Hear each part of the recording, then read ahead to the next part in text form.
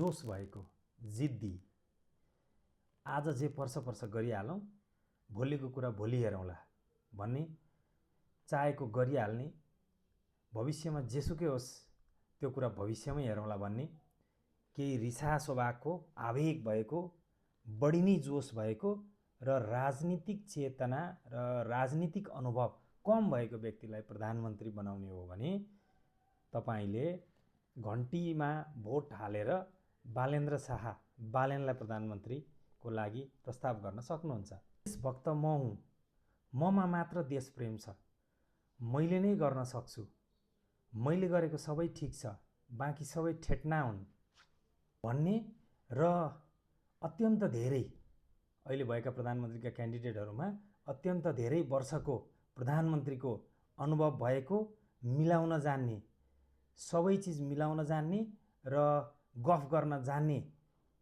व्यक्ति प्रधानमन्त्रीमा हेर्न चाहनुहुन्छ भने तपाईले सूर्यमा मतदान गरेर खड्गप्रसाद ओली उर्फ केपी ओलीलाई प्रधानमन्त्री बनाउन सक्नुहुन्छ।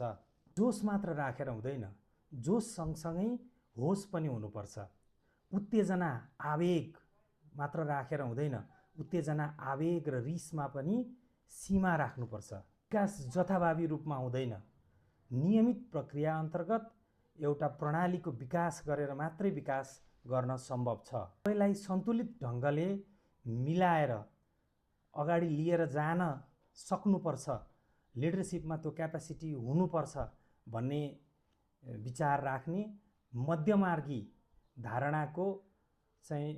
धारणाको वकालत गर्ने व्यक्तिलाई प्रधानमन्त्रीको रूपमा हेर्न चाहनुहुन्छ भने यो पटक रुखमा मतदान गरेर गगन थापालाई प्रधानमन्त्रीको रूपमा तपाईले अगाडि बढाउन सक्नुहुन्छ।